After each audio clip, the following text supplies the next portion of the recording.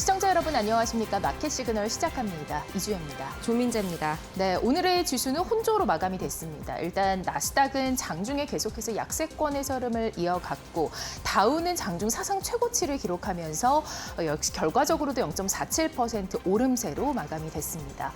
자, 이 안에서 이 트럼프 대통령과 시진핑 국가주석이 2주 뒤에 만날 것인가에 대해서 계속해서 변동이 되는 그런 기사들이 나오고 있는데요. 애플은 오늘장의 주인공이 됐습니다. 일단 시가총액 4조 달러를 근접해 있다라는 지금 보도들이 나오고 있고 현재 애플 주가는 어제에 이어서 오늘도 상승세에서 마감됐습니다.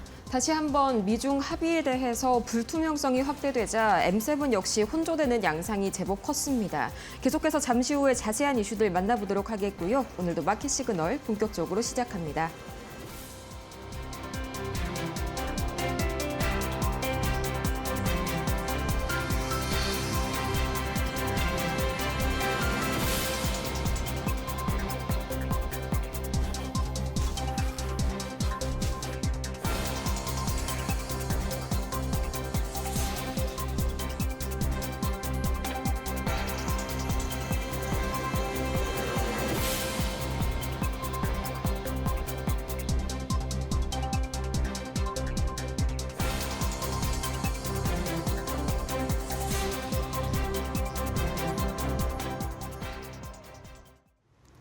다우지수 구성 종목을 중심으로 한 기업들의 실적 호조, 이건 상방 압력으로 작용했지만요. 또 한편으로는 미중 간 회담이 결렬될 수도 있다라는 불안감이 다시 한번 커지면서 밤사이 3대 지수가 혼조세로 마무리가 됐습니다.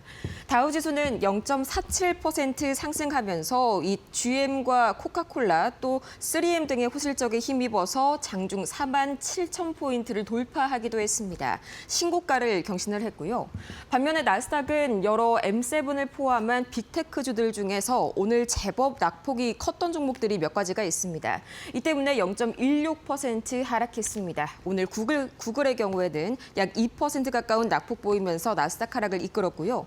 또 S&P 500은 보합권에 머물렀습니다. 거의 변동이 없었는데 과연 어떤 이슈들이 밤사이에 이런 흐름을 만들어냈는지 차근차근 만나보시죠. 가장 먼저 다우지수의 사상 최고치를 만들어낸 대표 주역입니다. 바로 제너럴모터스와 코카콜라, 3M. 공통적으로 세 가지 모두 계속해서 이 호실적을 발표했습니다. 시장 예상치보다 훨씬 이를 뛰어넘는 주당 순이익 EPS와 매출을 발표했고요. 또 개별주적인 이슈로 봐도 상당히 매력적인 부분들이 가득합니다. 그 부분 잠시 후에 뒤에 특징주에서 자세하게 보도록 하겠고요. 특히나 이 제너럴모터스는 관세 영향을 상당 부분 줄였다는 점에서 오늘 전반적으로 포드와 스텔란티스가 약 4%가량 오르는 등 자동차주들의 주가가 상당히 좋았습니다. 이어서 두 번째로 트럼프 대통령이 장중에 좀 마음을 철렁하게 할 법한 발언을 이어나갔습니다. 이 연설에서 미중 회담을 두고 엇갈린 발언을 한 건데 연설 초반만 하더라도 2주 뒤에 이 시진핑 주석과 함께 한국에서 만날 것이다. 중국과의 합의가 잘 이루어질 것이다 라면서 긍정적인 이야기를 했는데 후반부에 들어서 문제가 된 표현이 한 문장, 두 문장 정도 있습니다. Maybe it won't happen. 어쩌면 시진핑 주석과의 정상회담이 성사되지 않을 수도 있다라고 발언을 하니까 시장이 혼란스러워했는데요. 다행히도 그 뒤에 있는 문장을 추가로 보시면 안심이 되실 겁니다. 예를 들어서 누군가가 만나고 싶지 않다라고 말하는 상황이 생길 수가 있겠지만 그게 너무 심술구져 보일지라도 사실은 그냥 비즈니스일 뿐이다. 그러니까 한마디로 또 혹시 모를 에이펙 전에 발생할 수 있는 돌발 상황에 대해서 미리 충격을 좀 완화하려는 표현으로 해석을 할 수가 있겠고요. 이 때문에 나스닥도 약보합권에서 큰 하락 없이 마무리를 지었습니다. 이어서 오늘 밤사이에 국제 금 가격과 은 가격이 큰 폭으로 돌연 폭락했습니다. 거의 2013년 4월 이후로 그러니까 12년 만에 가장 큰 폭의 일간 하락을 기록한 금인데요. 5% 이상 급락했습니다. 특히 금 가격은 바로 전거래일 온스당 4,380달러 선을 돌파하면서 사상 최고치를 기록한 이후에 갑작스럽게 급락이 나왔다는 점에서 이 관련주들이 크게 흔들렸습니다. 오늘 우리 우리 시장에서도 그간 탄력을 받아왔었던 금 관련주들, 또 귀금속 관련주들 잘 한번 오늘 흔들리는지 보셔야겠고요. 네 가지 근거를 통해서 좀 살펴볼 수가 있겠습니다. 첫 번째로는 미중 무역 협상에 대한 낙관론이 보다 커진 상황이고요. 또 미 연방정부 셧다운 종료 기대감으로 인해서 시장의 불확실성이 많이 해소가 된 그런 시점입니다. 또 거기에 금 자체가 기술적인 과열 구간에 들어간 상황이기도 하고요. 밤사이에는 달러가 강세를 보였습니다. 이 때문에 안전자산으로서의 매력도가 상대적으로 금이 떨어졌다라고도 볼 수 있겠습니다. 이렇게 복합적인 재료들이 금의 가격을 돌연 급락시켰습니다. 그럼 밤사이에 이 시장의 돈들이 어떤 업종에 집중됐는지 한눈에 살펴보도록 하겠습니다. 이 미중 무역과 관련해서 트럼프 대통령이 알쏭달쏭한 발언을 내뱉자 크게 M7 종목들도 그렇고요. 전반적으로 어제는 상승불이 켜졌던 반면에 오늘은 군데군데 하락불들이 크게 들어와 있습니다. 구글이 결과적으로 2% 이상의 급락세를 기록한 반면에 아마존은 2% 이상 상승하는 등 계속해서 M7 간의 종목별 차별화가 오늘은 가장 큰 특징이었고요. 또 이어서 금융주들이 상당히 좀 부진한 모습, 특히나 JP모건이 1.74% 하락했는데 골드만삭스가 JP모건에 대한 투자 의견을 비중 확대해서 중립으로 다운그레이드 시킨 점이 계속해서 투심을 악화시켰습니다. 그 이외에도 헬스케어도 마찬가지로 불안한 경계감 관련된 뉴스들이 많이 나오게 되면서 오늘 부진한 모습 보였는데 이 과연 여기에는 나와 있지 않지만 우리 시장에 영향을 미칠 수 있는 네 가지 테마성 섹터가 있죠. 바로 보도록 하겠습니다. 오늘 상당히 전반적으로 큰 폭으로 내렸습니다. 지금 저희가 표시는 생략해두었지만 이게 다 하락률, 그러니까 하락 퍼센트입니다. 먼저 양자 컴퓨팅 큰 폭으로 내렸는데요. 리게티 컴퓨팅이 7.64% 내렸고 또 D-Wave 시스템 역시 6%대 하락을 보였습니다. 계속해서 양자 컴퓨팅은 이 AI 관련주들의 계속해서 선방에 소외되는 그런 모습들이 나타나고 있고요. 또 이어서 여전히 주가가 너무 과열되어 있다라는 평가들도 이어지고 있습니다.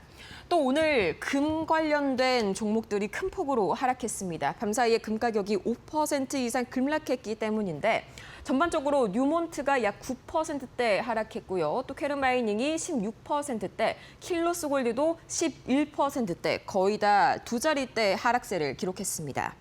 또 이어서 히토류와 배터리 관련주들, 이 어제와는 다르게 상당히 또 큰 폭으로 되돌림이 나왔는데요.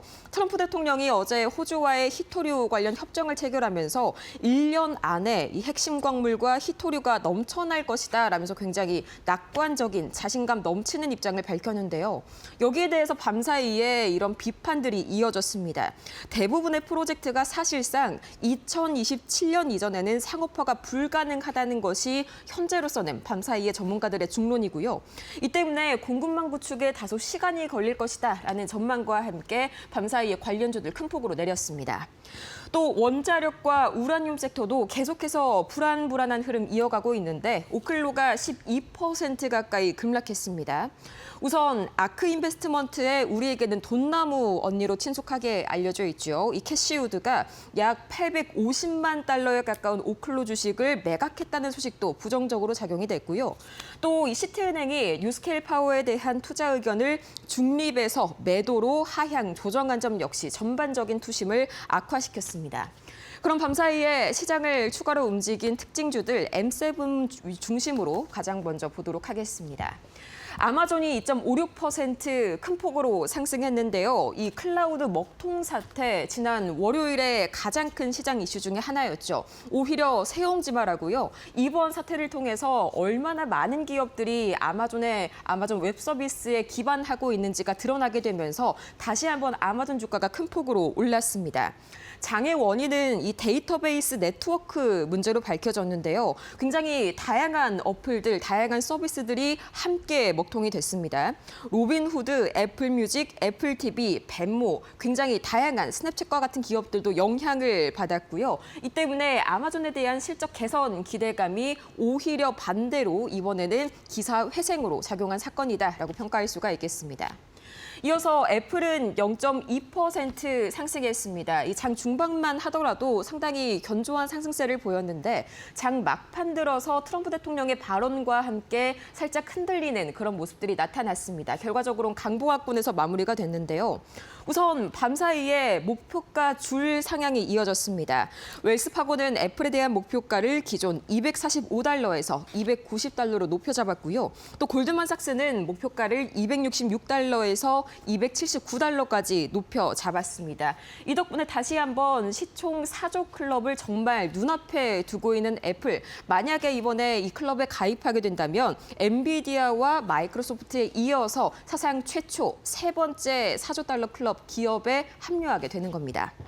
이어서 메타는 0.15% 상승했습니다. 이 뱅크 오브 아메리카가 매수 의견과 함께 $900의 목표가를 재확인했기 때문인데 다음 주에 실적을 발표하는 메타이죠. 이 뱅크 오브 아메리카가 상당히 긍정적인 예상을 전망을 했습니다. 매출과 EPS가 모두 호실적을 기록을 할 것이고 특히나 전년 대비해서 광고 매출이 23%나 증가할 것이다라고 밝힌 점이 시장의 이목을 이끌었습니다. 이 메타의 관전 포인트 광고 매출이라는 점 다시 한번 체크해 보시기 바랍니다.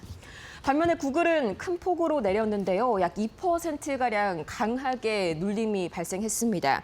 이 오픈 AI가 첫 AI 기반 웹브라우저인 챗GPT 아틀라스를 출시했다는 소식이 상당히 이 경계감을 발생시켰습니다. 이 구글 크롬에 대적할 만한 그런 새로운 AI 웹 브라우저인데 사실상 구글은 지난달에 이 크롬 브라우저에 제미나이를 본격 탑재하면서 이 시장에 뛰어든 바가 있죠. 이뿐만 아니라 퍼플렉시티 역시 이달 초에 무료 웹 브라우저 코멧을 출시하면서 이 AI 웹 브라우저 시장의 경쟁감이 더해지고 있다라는 분석이 더해지고 있습니다. 또 추가적으로 엔비디아는 0.81% 하락했는데요. 두 가지 이슈가 있었습니다. 첫 번째는 이 코넬 대학교의 연구 결과 GSI 테크놀로지의 APU가 엔비디아 GPU 성능과 맞먹는다는 사실이 확인이 됐습니다. 이거는 아직까지 추가적으로 더 많은 그런 전문가 분석을 확인을 해봐야 할 텐데 이 소식에 더해서 이 네덜란드 스타트업 알렉스라가 최근 새로운 추론 프로세서인 유로파를 공개하면서 엔비디아의 경쟁 우려감이 다시 한번 부각되고 있습니다. 이어서 테슬라는 오늘은 1.08% 내렸는데요. 재료 자체는 호재성 성격이 강했습니다. 이 중국에서의 10월 셋째 주 주간 보험 등록 대수가 직전주 대비해서 46%나 훌쩍 뛰어 올랐다는 소식에도 불구하고 최근 들어서 기대감이 너무 높아지다 보니까 그만큼 이 실적을 상회하기 위한 좋은 주가가 나오기 위한 조건도 까다로워졌다는 분석입니다. 이 때문에 관망세가 짙어지면서 테슬라는 오늘 1%대 하락 보였고요. 이어서 오늘 밤사이에 실적을 발표한 기업들 차례대로 보도록 하겠습니다. 가장 먼저 넷플릭스는 종전에 이제 실적을 발표했습니다. 장마감 직후에 실적을 발표를 했는데 우선 0.23% 이거는 실적이 발표되기 전에 장중, 장 마감 기준이고요. 시간에 현재 주가 흐름 보도록 하겠습니다. 넷플릭스 지금 이 시각 상당히 큰 폭으로 내리고 있습니다. 약 5%나 마이너스를 기록을 하고 있는데 이 계속해서 실망스러운 실적 자체가 발목을 붙잡았습니다. 3분기 이 EPS와 또 이어서 매출이 시장의 예상치를 하회하게 되면서 상당히 실망 매물이 시간의 거래에서 많이 현재 출회가 되고 있는 그런 상황이고요. 반대로 이 4분기 EPS와 또 매출은 전망치를 상회했습니다. 이어서 제너럴 모터스와 코카콜라 그리고 3M의 경우에는 이 장 전에 실적을 발표를 했는데 보시다시피 굉장히 견조한 실적을 발표했습니다. 특히나 제너럴 모터스가 거의 15% 가까이 오르면서 5년 만에 최고 일간 상승률을 기록했는데요. 3분기 호실적과 더불어서 4분기 연간 가이던스 모두 다 상향 조정을 했고요. 또 특히나 올해 관세가 미칠 만한 타격을 35억 달러에서 45억 달러로 기존 대비해서 5억 달러가량 하향 조정했습니다. 거기에다가 또 더해서 기업 측은 이 중에서도 35%를 스스로 상쇄할 수 있다라고 밝혔는데 이 덕분에 오늘 포드와 스텔란티스 역시 이 관세에 대한 부담이 완화되면서 4%대 상승 보였습니다. 이어서 코카콜라와 3M도 호실적을 발표했는데요. 특히나 코카콜라는 이 트럼프 대통령의 요구에 맞추어서 사탕수수당 탄산음료 판매를 개시했다는 소식까지 함께 전해지면서 3분기 호실적과 함께 두 가지의 호재가 전해졌습니다. 또 3M, 우리가 포스트잇으로 흔하게 보는 브랜드죠. 마찬가지로 7%대 강세를 보였는데 이 마진 확대 덕분에 연간 수익 가이던스가 마찬가지로 상향 조정되면서 오늘 좋은 흐름 보였습니다. 역시나 이번 실적에서의 관전 포인트는 이미 기업들이 다 예상치를 상향, 상회를 하고 있는 만큼 앞으로의 향후 가이던스에 조금 더 주목해봐야 할 필요가 있어 보입니다. 이어서 밤사이에 이 주요 이슈들 매크로 지표 중심으로 살펴보도록 하겠습니다. 국제유가는 0.59% 약간 올랐긴 했지만 아직까지는 57달러 선에 머물고 있습니다. 계속해서 이 유럽과 우크라이나가 현재 전선에서 전쟁을 동결하는 평화안을 준비하고 있다는 소식이 상방 압력으로 작용이 됐고요. 원달러 환율은 밤사이에 10원 가까이 다시 한번 올라섰습니다. 1,430원을 돌파했는데 밤사이에는 달러 강세의 영향이 상당히 컸습니다. 두 가지 이슈가 바로 달러 강세를 일으켰는데 첫 번째로는 셧다운이 해소될 수 있다라는 기대감과 더불어서 또 두 번째로는 일본에서 자민당 신임 총재로 여자 아베라고 불리우는 다카이치 사나이 총재가 확정이 됐습니다. 이게 달러 강세를 촉발하면서 원화가 상대적으로 약세를 보였고요. 비트코인은 금 가격이 상당 부분 기술적으로 하락을 보이면서 반대로 매수세가 유입이 되는 모습입니다. 0.04% 상승하면서 11만 달러 선 탈환했습니다. 금은 좀 전에 오프닝에서 다뤘던 이유와 같은 이유로 크게 5%가량 하락했고요. 미국채 10년물과 미국채 2년물은 계속해서 소폭 하락하는 흐름 이어가고 있습니다. 지금까지 뉴욕 증시 마감 상황 봤습니다.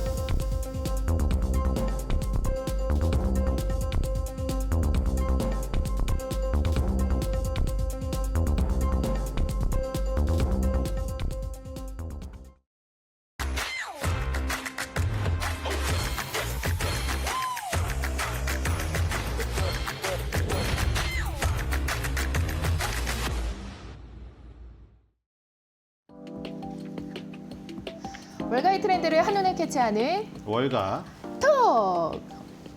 네. 네, 오늘도 출발해 보도록 할 텐데요. 다우 지수가 지금 새 기록을 썼습니다. 장중에 사상 최고치를 경신했는데 4,609배 죄송합니다. 49,240 제가 오늘 앞에가 좀 버벅이네요. 그래. 네, 어쨌든 장중에 지금 사상 최고치를 썼다라는 게 분위기가 전부 축제만은 아니었다라는 점에 좀 포커싱을 해야 될 것 같습니다. 지수는 상당히 좋았는데 그럼에도 불구하고 기술주들이 좀 많이 밀렸다라는 거. 기술주들 계속해서 숨고르기를 한 종목들도 많았고요. 그 가운데 또 금값도 뚝 떨어졌습니다. 그동안 굉장히 안전자산으로 주목을 받으면서 올랐었던 금과 은도 지금 잠깐 쉬어가는 분위기가 연출되고 있는데요. 첫 번째 주제, 먼저 금과 은의 이야기 먼저 살펴보도록 하겠습니다. 최근 급등세를 이어가던 국제 금값이 12년 만에 가장 큰 폭으로 떨어졌습니다. 현지 시간 21일 뉴욕 현물 금 가격은 온스당 4,082달러로 장중 한때 6% 넘게 급락했습니다. 은값도 약 8.7% 하락하며 2021년 이후 최대 낙폭을 보였습니다. 전문가들은 미중 무역 협상 기대감과 달러 강세, 과열 조정, 신흥국 수요 둔화 등의 원인으로 꼽고 있고요. 특히 트럼프 대통령과 시진핑 국가주석의 회담을 앞두고 안전자산 선호가 약해진 점이 금 매도세를 키웠습니다. 미중 정부 셧다운으로 인해서 미국 정부 셧다운으로 인해서 시장 데이터가 지연되며 투자 불확실성도 커졌는데요. 은값 급락은 최근 공급 부족으로 인한 쇼 스퀴즈 현상이 완화된 영향으로 분석됩니다. 쇼 스퀴즈는 금융시장에서 공매도 투자자들이 예상치 못한 가격 상승으로 인해서 강제로 매수가 나오면서 가격이 더 오르는 현상을 의미합니다. 네, 최근 금이랑 은이 지금 12년 만에 최대 폭으로 하락을 했습니다. 여러 가지 이유가 있겠지만 그 중에서 이제 미중 무역 협상 기대감이 또 있고요. 또 안전자산 수요 둔화가 원인이 될 수 있겠습니다. 관련해서 지금 어떻게 보면은 금값 정말 단기 조정으로 예상이 되고 있는데 저는 단기로 보거든요. 아무래도 그렇겠죠. 네. 좀 내려야 되지 않나요? 인간적으로 이게 이렇게 올랐는데 지금 2024년부터 다 한 달 음봉 나온 게 지금 5번밖에 안 돼요. 지금 월봉에서 그 5번의 음봉도 이게 음봉으로 볼 수조차 없는 음봉들이에요. 대부분 고점으로 치솟은 다음에 그냥 종가가 시가보다 살짝 낮아가지고 그냥 음봉으로 십자봉으로 나온 거 거의 그냥 매달 상승했죠. 이거 2년 동안. 이게 2년 동안 이렇게 가는 거는 급등주 차트밖에 없습니다. 그러니까 지금 저런 식으로 올랐는데 조정을 안 받는다는 게 이상한 일이고, 자, 은도 결국 나중에 이제 간 거죠. 2024년도에 금이 갈 때 횡보를 하죠. 여기 우리가 이제 금운동을 보면요, 정말 여기서 모든 걸 배울 수 있거든요. 사실 우리가 맨날 1등주부터 3등주까지 순환매, 대형주부터 중소형주의 순환매, 그리고 대형주 지수주가 갈 때 중소형주 소외 현상, 이런 것들이 금운동을 보면 모두 다 나타나요. 내년도에 LA 올림픽도 있고 저기 그 미국 멕시코 월드컵도 있잖아요. 금운동 메달 많이 만드셔야 되거든요. 지금 제작하고 있을걸요. 근데 금운동 가격 많이 올라가지고 선수들은 좋겠지만, 그렇죠? 이 그 주최사들이 돈이 많이 들 것 같아요. 그래서 이제 은도 2024년도, 2025년도 초까지도 횡보하고 있다가 금이 넘어가니까 이제 은까지 폭등을 했죠. 그렇죠? 은이 박스권 돌파를 한 지가 한 6개월 정도밖에 안 됐습니다. 은이 나중에 움직이죠. 그다음에 이제 동은 아직도 박스권을 돌파하지 않았습니다. 물론 전기동 같은 경우에 불이라고 해가지고 산업용 금속의 그 저기가 강하고, 금은은 귀금속에 저기가 강하기 때문에 조금 결이 다릅니다만, 우리가 금은 동으로 했을 때 동이 3이잖아요. 그러니까 동메달이죠. 근데 동메달은 아직도 11,000달러를 저기 돌파를 못했다. 그러니까 지금 금이 쉬고 은이 쉬고 동도 쉬는데, 이제 동한테는 기회가 가장 늦게 가다 보니까 박스권에서 멈춰버린 거죠. 상단에서. 그러니까 우리나라 증시가 맨날 이런 식이었잖아요. 미국 증시가 다 갈 때 못 가니까, 미국 증시가 멈추면 그때 멈추니까, 출발선이 뒤에 있으니까 출발선이 뒤에 있는 만큼 가는 폭도 적어버리는, 그러니까 기회가 적은 거죠. 그래서 어쨌든 간에 금과 은과 동의 모습들 이렇게 보시면은 어떤 차이점을 아실 수 있을 것 같고요. 아까 말한 대로 금이 너무 많이 올랐습니다. 제대로 된 음봉다운 음봉조차 나오지 않았기 때문에 이 이격 조정 좀 해야 돼요. 가더라도.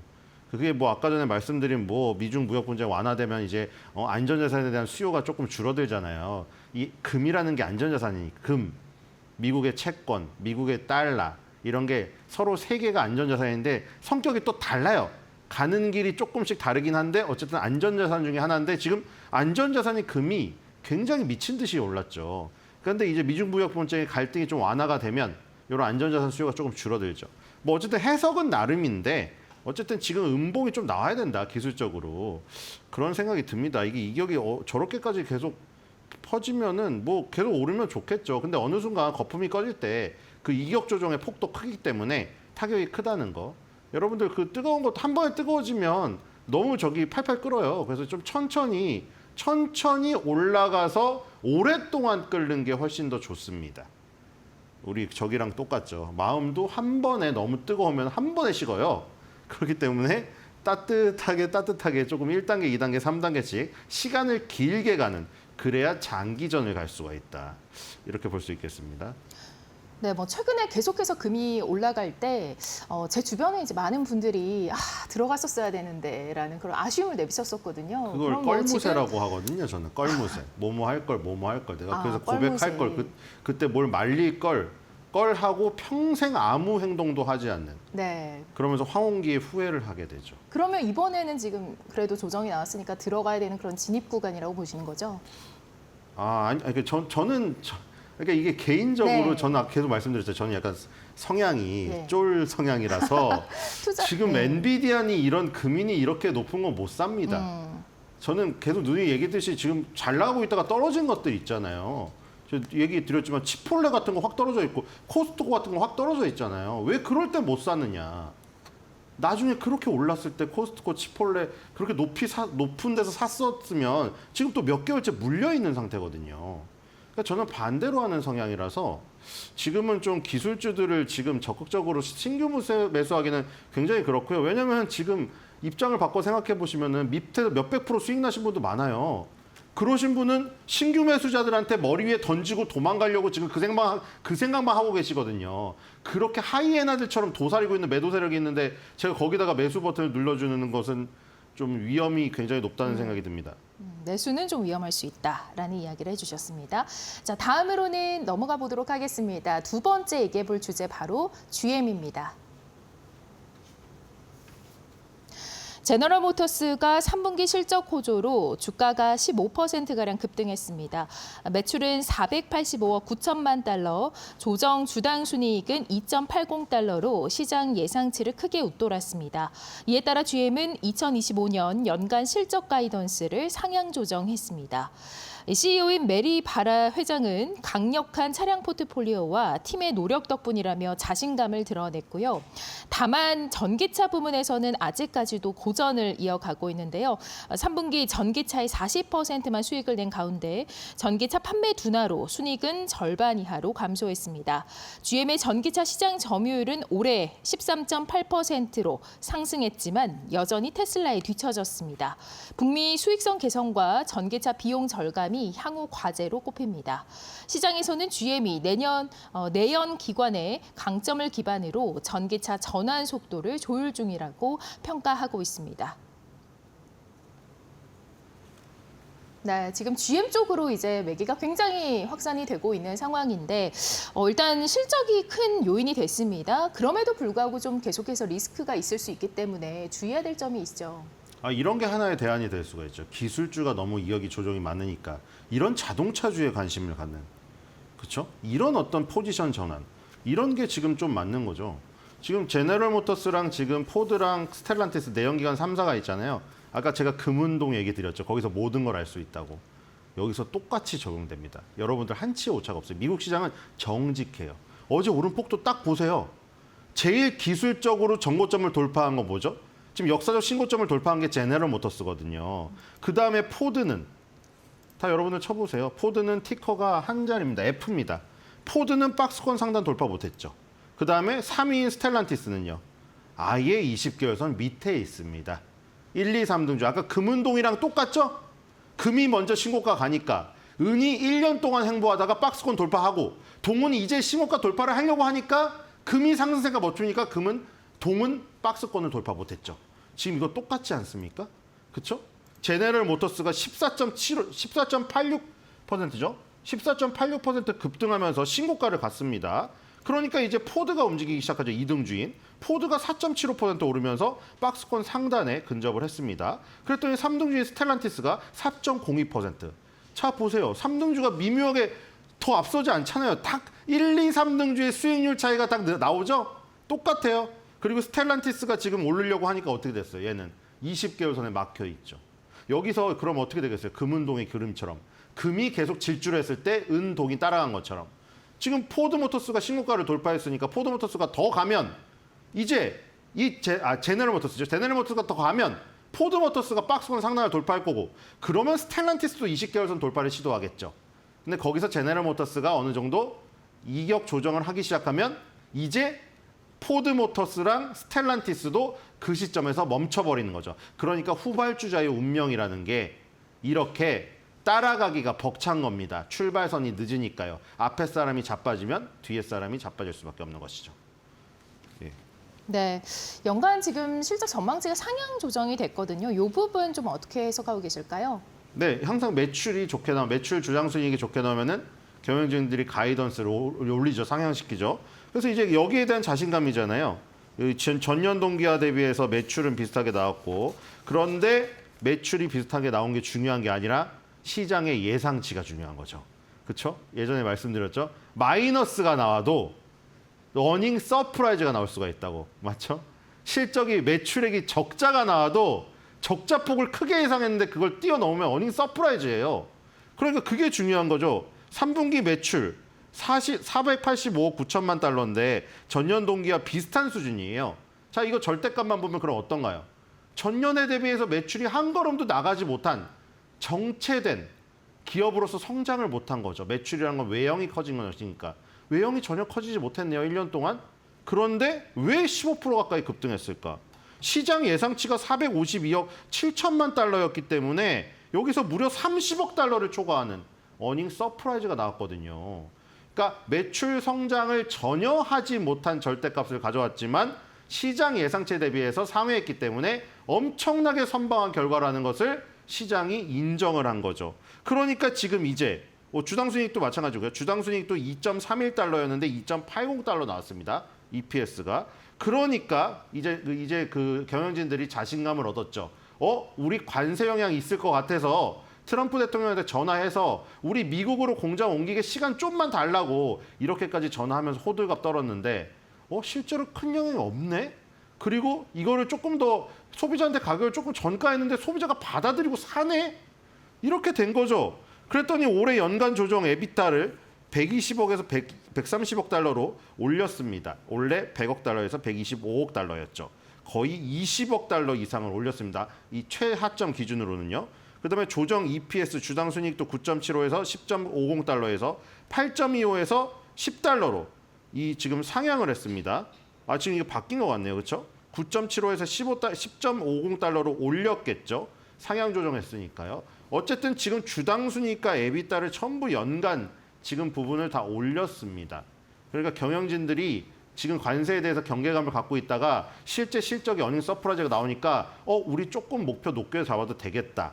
이렇게 하면서 자신감을 갖게 된 겁니다. 이런 경영진의 자신감이 결국 주가에도 반영이 되겠죠.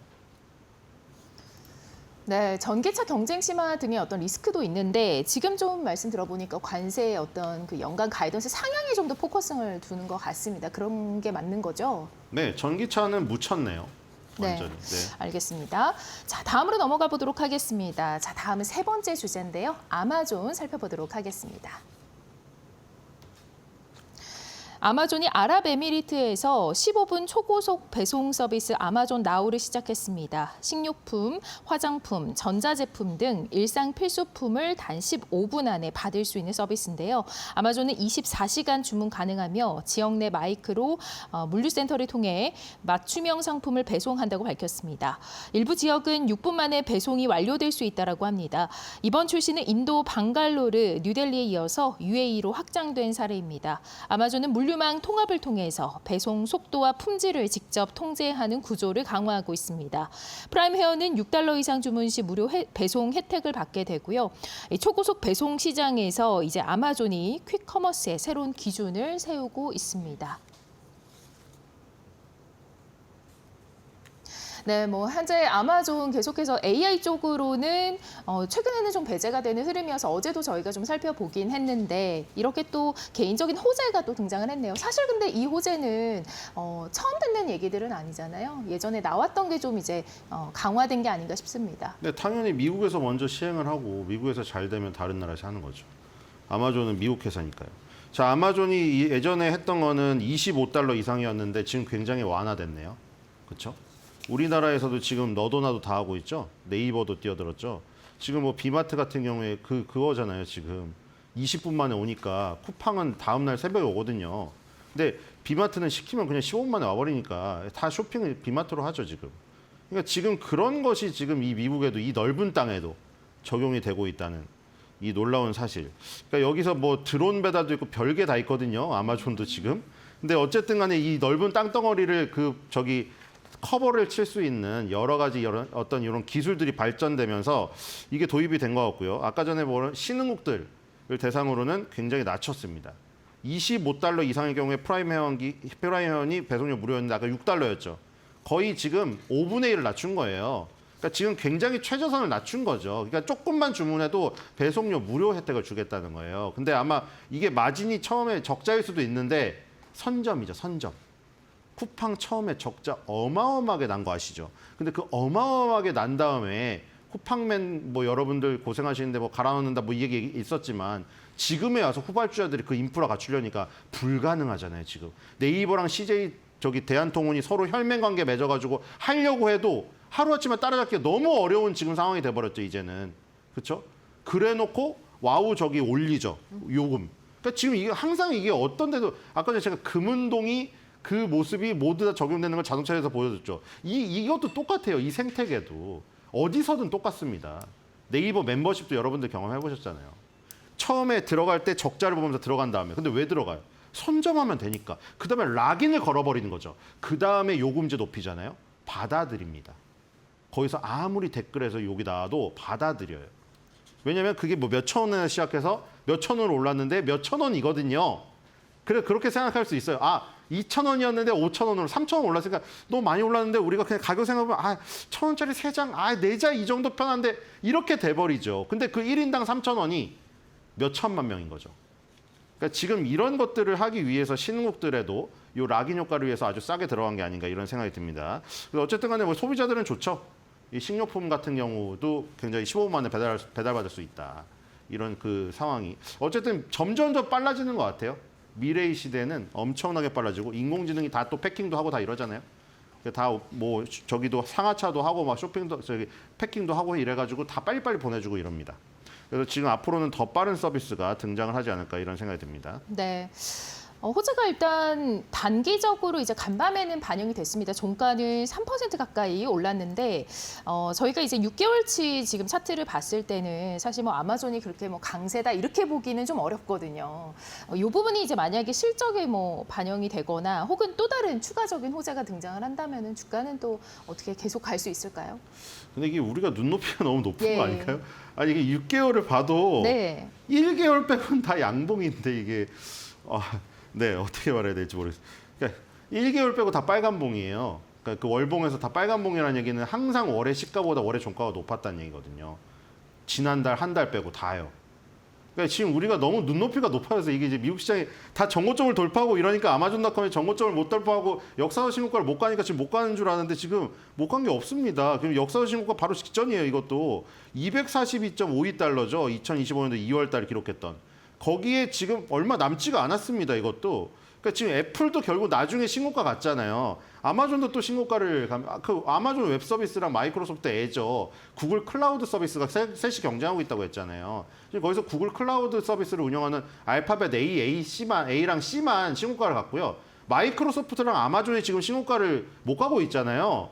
그럼 이제 매그니피센트 7에서 또 얘네가 신고가 못 갔네 하면서 또 뒤늦게 신고가를 갈 수도 있어요.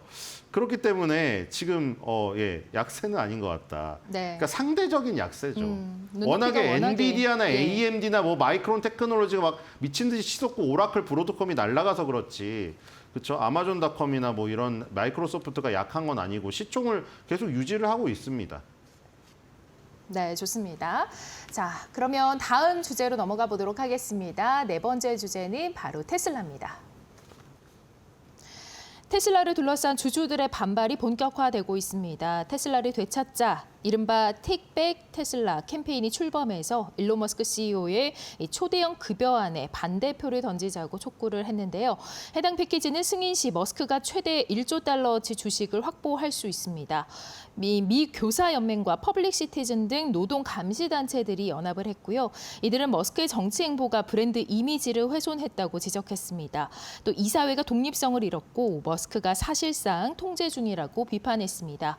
뉴욕시 재무관 브래드 랜더 벤더는 이사회가 머스크를 방치했다며 반대표를 선언했고요. 이에 머스크는 이미 인공지능 스타트업 xAI를 설립하면서 외부 행보를 이어가고 있습니다. 그는 25% 의결권 없이는 AI와 로봇 사업이 불편하다라고 밝힌 바 있습니다. 이번 투표 결과는 11월 주주총회에서 결정이 되고요. 한편 테슬라는 3분기 실적 현지 시간 22일 수요일 장 마감 후에 발표될 예정입니다. 네, 워낙에 이제 주주들의 반란이 예전에도 있었는데 이제 간밤에 또 등장을 했습니다. 이 부분 때문에 지금 테슬라가 1%대 약세권에서 흐름을 맞췄습니다. 이 투심이 어느 정도 반영이 되어 있다 이렇게 봐야 되겠죠. 네, 진짜 미국은 별별 회사들이 다 있습니다. 정말 곳곳에 진짜 우리가 생각지도 못한 뭐 제약사나 이런 거 뒤에는 전부 그 브로커들이 있고요. 그게 다 합법이니까 브로커 아예 그 대형 기관이 있잖아요. 총기 기관도 있고 별개 총기협회가 있고 여긴 또 이제 이 자문 기관 전문 자문 회사가 있어요. 주주들한테 바람을 불어넣는. 물론 자신들의 이득을 위해서 그런 거겠죠. 자기들도 돈을 받으니까.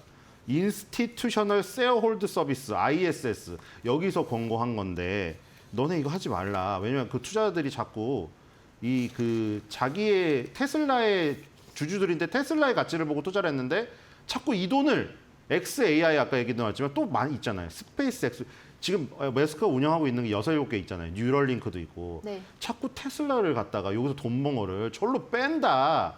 xAI, 뉴럴링크, 스페이스X 물론 훌륭한 회사지만 불확실성이 테슬라보다 높은 회사들이잖아요. 근데 그 불확실성이 높은 곳에 자꾸 돈을 빼서 투자를 하니까 그거 막아라. 근데 머스크는 그거를 지금 하려고 하잖아요. 계속.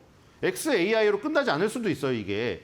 나중에 스페이스X랑 뉴럴링크로도 빼자고 할 수도 있습니다. 그러니까 그거 하지 말자고 하는 거고 그다음에 1조 달러, 1380조 원 이 진짜 절대 규모는 어마어마하네요. 근데 지금 다음 주에 댄 아이브스 오잖아요. 그거 여러분들 신청해 보시면 경쟁률 치열해서 못 갈 수도 있는데 신청 받고 있는 것 같던데 어쨌든 그분은 이렇게 주장했어요. 얼마 전 인터뷰에서 댄 아이브스가 이거는 충분히 도달 가능하며 머스크의 보수는 적절하다고 했어요. 물론 강세론자지만. 어쨌든 그분이 보이스가 세니까 그분한테 의견을 좀 물어보시면 좋을 것 같아요. 근데 이 절대적 가치가 이게 돈이 너무 크다 보니 전 감이 안 와서 그런데 그런 것도 있을 수 있는데 그런 걸 많이 본 사람은 이 돈의 가치에 대한 어떤 평가가 잣대가 틀릴 거 아니에요. 그렇죠? 왜냐면 저는 막 몇억, 몇십억도 너무 크니까 이 1380조 원은 너무 말이 안 되는 것 같아가지고 감이 그래요. 느끼는 감도가. 그래서 그 감도에 대한 문제 때문에 괜히 보수적으로 생각하는 마음이 있을 수도 있어요. 그러니까 그런 것을 원래 뭐 강세론자들이 봤던 그 느낌은 어떤지 우리나라 왔을 때 물어보면 좋을 것 같다는 생각이 들고요. 어쨌든 간에 이 보수 규모가 천문학적이고 설계 방식에도 우려가 있다고 아까 자문기관 ISS는 그렇게 권고를 해서 테슬라 주주들의 지금 마음을 흔들고 있습니다.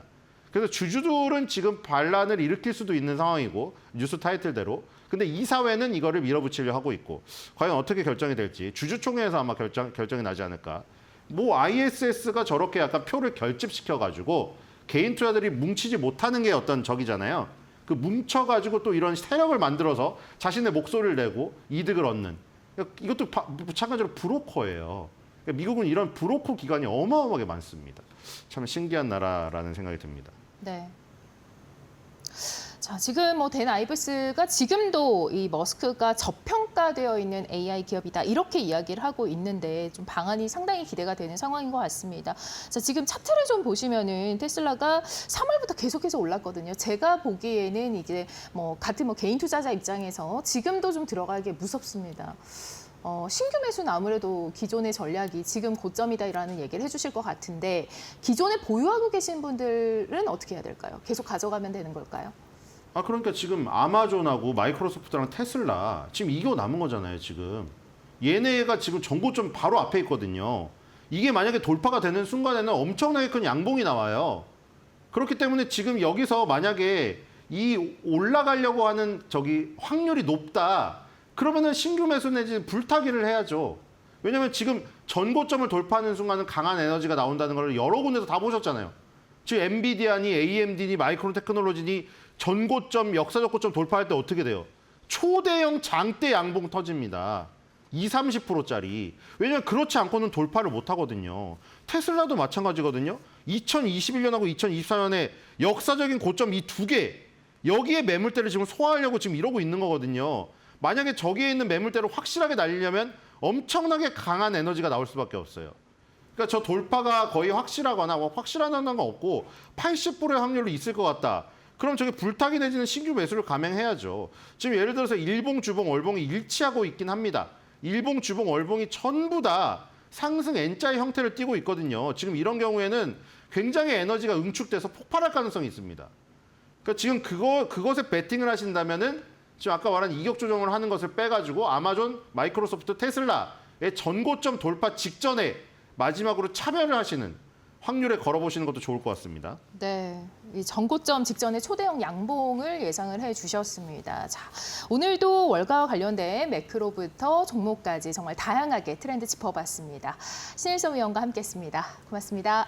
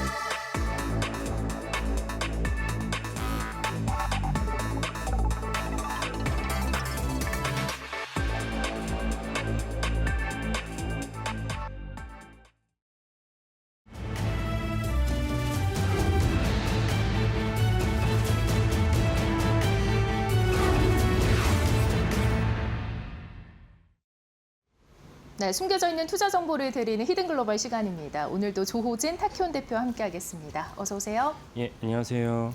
네, 오늘은 애플과 APR에 대해서 이야기 나눠보도록 하겠습니다. 지금 애플이 아이폰 17 판매 호조로 인해서 연이어서 이틀 연속해서 상승세를 보였습니다. 관련한 헤드라인 보도록 하겠습니다. 자, 파이낸셜 타임즈에서는 관련 칼럼이 나왔는데요. 지금 혁신은 커졌지만 손에 맞는 기술은 사라졌다라는 좀 부정적인 그런 칼럼이 좀 등장을 했는데 부정적이라고 하기에는 타겟이 정확히 있습니다. 바로 특히 여성들에게 좀 커지고 무거워진 스마트폰이 손에 맞지 않는 혁신으로 다가오고 있다. 이런 내용이었던 것 같습니다.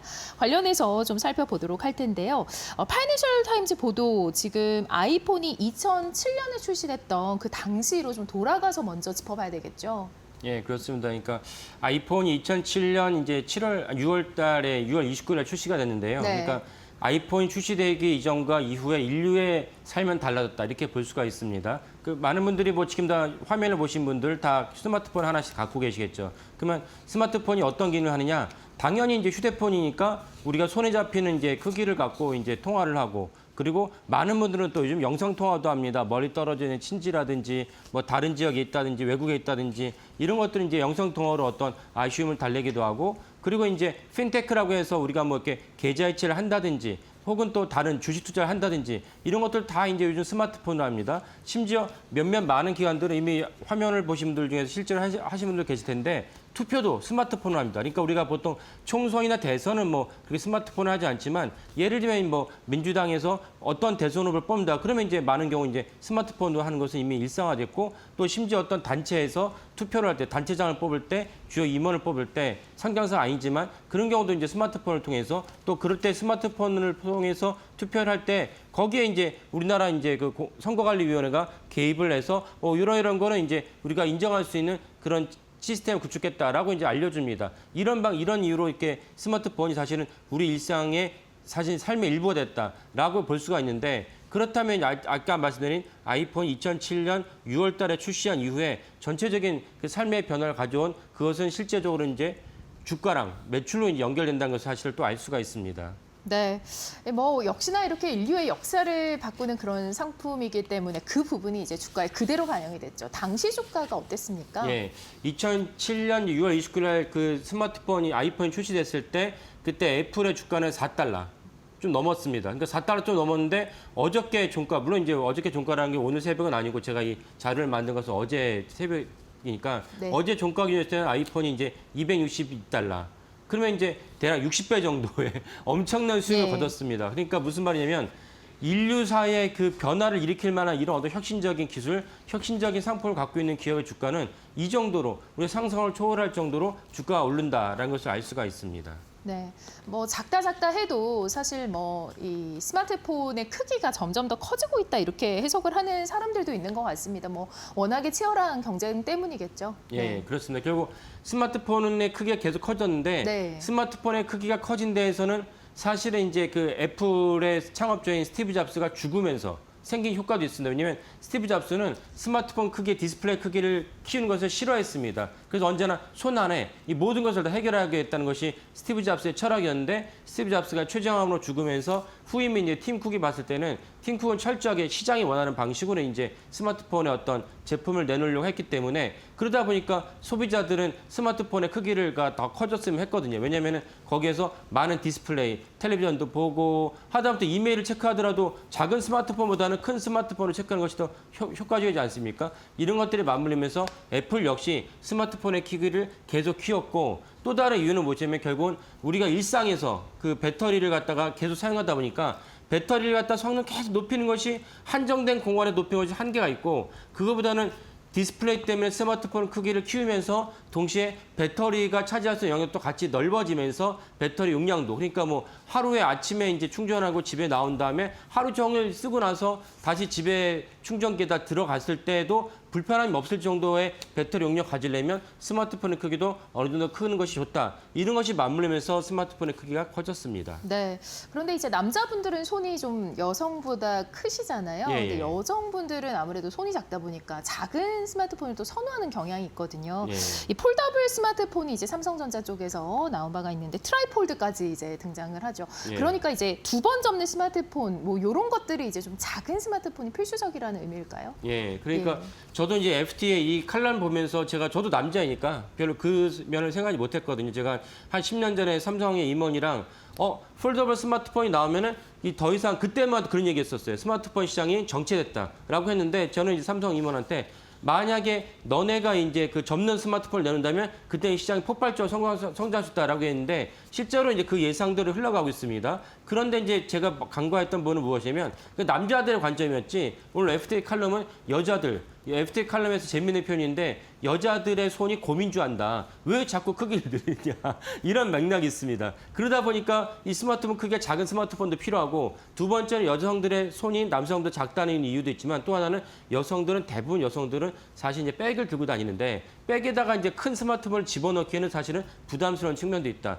그런 측면에서 여성들에게는 언제나 이렇게 액세서리 같은 뭐 심지어 옛날에 스마트폰 크기를 계속 줄이다 보니까 스마트폰을 귀걸이처럼 했던 CF도 있었죠. 물론 이제 삼성은 아니었지만 그렇다면 이제 결국 이제 여성들에게는 그 순도 작고 그다음에 백에도 또 여성들은 뭐 아무래도 바지에 집어넣는다는 것 자체도 너무 크면 블록 튀어나오니까 보기 좋지 않고 이런 이유 때문에 여성들은 스마트폰이 작은 크기였으면 좋겠다라고 이제 말을 했습니다.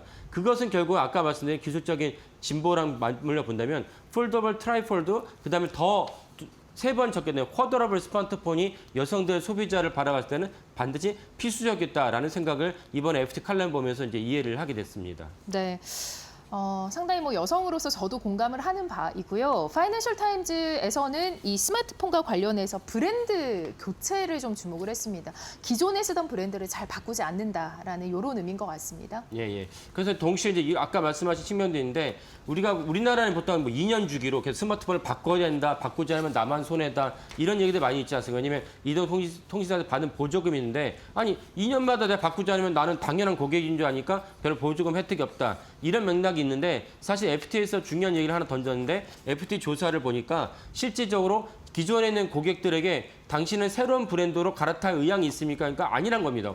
52%가 나는 내가 쓰는 지금 스마트폰 브랜드를 계속 쓰겠다. 이거는 이제 전체적인 통계인 거고 애플의 아이폰 유저에게 물어봤을 때는 아이폰 사용자들은 나는 72%가 나는 계속 아이폰을 쓰겠다라고 이제 답변했다는 것입니다. 여기에다가 스마트폰과 연계해서 지금 또 많은 분들이 아마 이용하시는데 그 워치를 씁니다. 손목에다 워치를 쓰면서 사실 한편으로는 이제 저도 이제 종종 저는 안 쓰지만 지인들을 보면은 워치를 보면서 띠리리 울리면서 문자가 왔구나, 이메일이 왔구나 이런 것들 갖다가 계속 씁니다. 심지어 뭐 버스를 탈 때도 워치에 어떤 그런 기능을 달아가지고 워치를 갖고 왜냐면 스마트폰에다가 대는 것은 아무래도 무겁지 않습니까? 그러니까 워치에다 대고서는 이제 버스를 탈 때 결제하는 분도 봤습니다. 그러니까 이런 식으로 워치까지 스마트폰의 어떤 생태계를 갖다 확대해야 된다면 실질적으로 이제 FT는 뭐라고 썼냐면 당신이 만약에 아이폰 워치까지 쓴다면 당신은 무덤까지 아이폰을 쓰게 될 것이다 라고 얘기를 했습니다. 그 말은 무엇이냐? 결국 이제 갤럭시의 워치를 갖다 쓸 수밖에 없는 갤럭시 워치를 갖다 더 성능을 늘릴 수밖에 없는 그런 구조 아래 있고 그렇다면 사실은 새로운 어떤 생태계에서 신규로 뛰어들기는 사실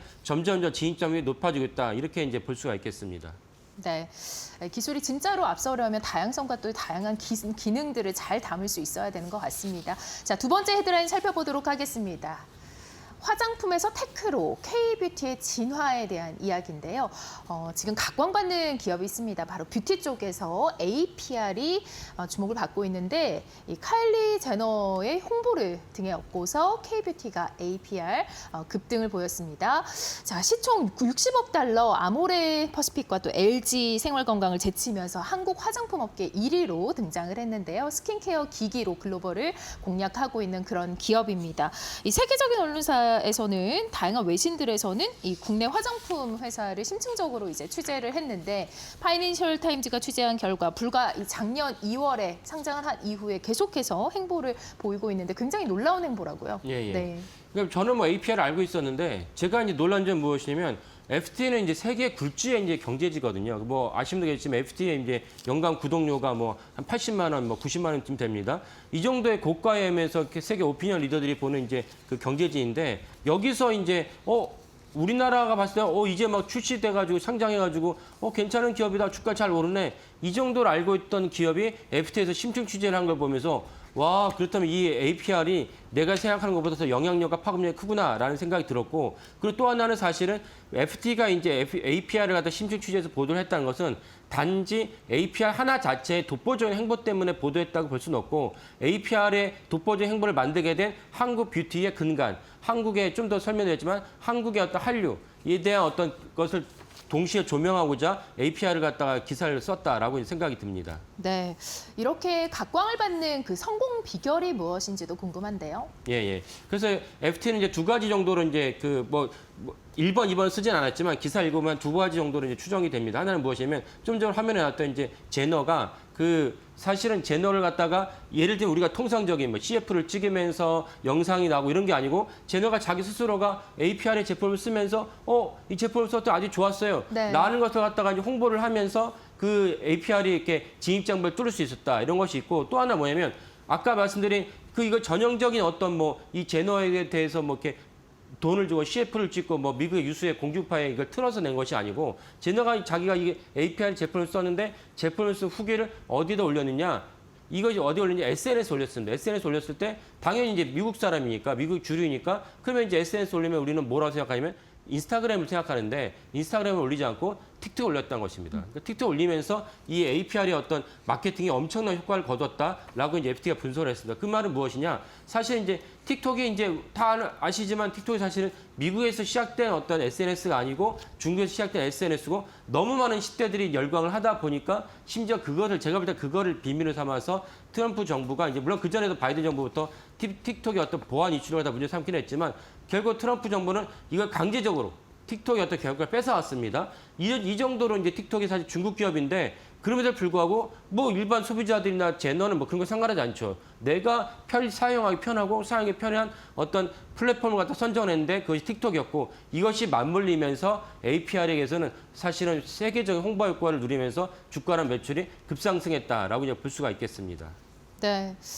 APR의 주가를 한번 볼까요? 뭐 일봉도 좋고, 네, 지금 사실 뭐 APR이 1년치로 봤을 때는 말씀하신 것처럼 지금 상장 이후에 계속 가파르게 오르고 있거든요. 예, 예. 주가 한번 봐주시죠. 예. 네. APR 주가를 보면 작년 2월에 상장을 했는데 지금 화면에 나오고 있습니다. 작년 2월에 상장을 했는데 그 2월에 상장 APR 주가가 5만 원대였죠. 5만 원대였는데 지금 보시면 25만 원 터치한테 내려오게 했습니다. 그러면 25만 원 기준으로 한다면 5배가 올랐습니다. 상장 1년하고도 좀 많이 막 7개월 정도 지났는데 이러고 나서 5배가 올랐다는 것은 이런 주가가 이런 회사가 어디 있겠냐? 뭐 있죠. 찾아보면 있어요. 왜냐하면 그런 회사들은 대부분 그냥 시총이 나가요. 시총이 낮아가지고 너무 이제 진동 비폭이 심하다 보니까 설령 이렇게 5배쯤 오르면 불안하고 사실은 그런 경우는 사실 다 팔아버리는 게 맞습니다. 하지만 APR 같은 경우는 시총이 그런 회사가 아니에요. 이런 회사 아니라는 게 어느 시총이 어느 정도냐. APR과 화장품 회사에 그 견줄 수 있는 또 다른 회사를 그 FT는 어디를 꼽았냐. 시세이도. 시세이도의 시총과 맞물린다라고 발표를 했어요. 시세이도는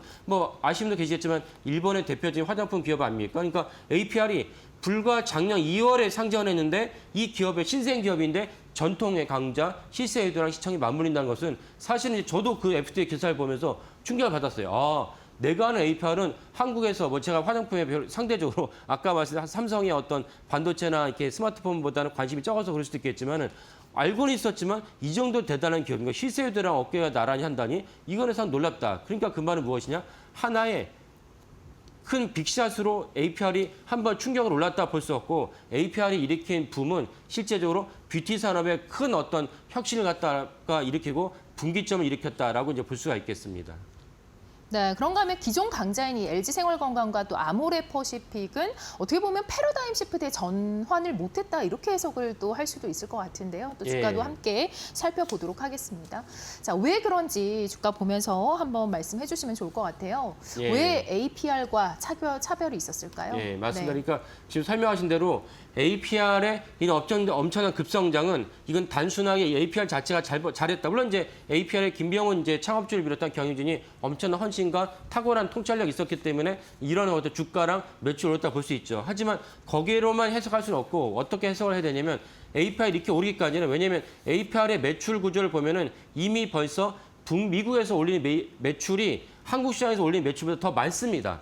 그렇다면 우리가 봤을 때 우리가 기존의 어떤 한국 기업이 해외로 진출해 특히 소비재가 해외로 진출해서 이런 혁신적인 어떤 매출을 갖다 일으킨 데는 대부분은 이제 어디 기업이냐 일본이라든지 중국이라든지 동남아 시장입니다. 근데 물론 APR이 뭐 그런 기업 영역도 이제 강하긴 하지만 북미국 시장에서 매출이 한국 시장 매출보다 더 놀랍다는 것, 더 우월하다는 것은 APR이 미국의 주류인 백인들의 어떤 거부감을 갖다가 넘어섰다. 그러니까 사실은 백인들이 한국의 제품에 대해서 한국의 뷰티에 대해서 거부감을 갖다가 일으킬 정도의 이미 마음의 정서적인 그 진입장벽이 없다라고 볼 수 있습니다. 그러면 진입장벽을 누가 낮췄느냐? APR이 낮췄느냐? 뭐 카일 제너를 비롯한 유수의 셀럽을 갖다 고용을 하고 그들에게 찾아가서 자신들의 제품을 설명하면서 진입장벽을 낮췄느냐? 그렇게 볼 수는 없고 그거보다는 또 어떤 일이 있었습니까? 이 APR이 성장하게 된 시기에 무엇이 맞물리냐면 그 코로나 시기에 맞물리면서 우리나라도 그렇고 미국도 그렇고 코로나에 대해서 집에서 있다 보니까 집에서 많은 분들이 그 넷플릭스를 통해서 많은 식으로 이제 한국의 어떤 드라마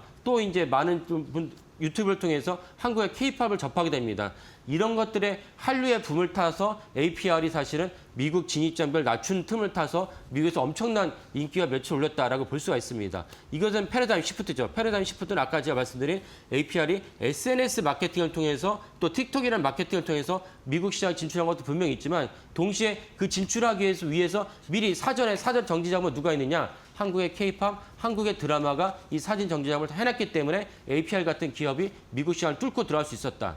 그렇다면 아까 말씀드린 기존에 강자였던 아모레퍼시픽이나 LG생활건강을 봤을 때 아까 화면에 좀 전에 나왔었지만 주가 차트를 보면은 비교할 수 없을 정도로 기존의 양강의 그 기업들은 처참하게 무너졌습니다. 하지만 상대적으로 그 APR은 이 틈을 타고 상대적으로 비교할 수 없을 정도로 엄청나게 치솟았습니다. 그렇다면 아까 말씀드린 같은 한국의 화장품 기업인데 왜 한류의 붐을 갖다가 아모레퍼시픽과 LG생활건강은 그 붐을 갖다 타고 매출과 주가가 올리지 못했고 오히려 주가와 매출이 꼬꾸라졌는가라고 봤을 때 실질적으로 아모레퍼시픽과 LG생활건강은 사실상 주가가 다시 예전처럼 한류 붐을 타고 회복하기는 좀 어렵지 않을까라는 전망을 조심스럽게 해봅니다.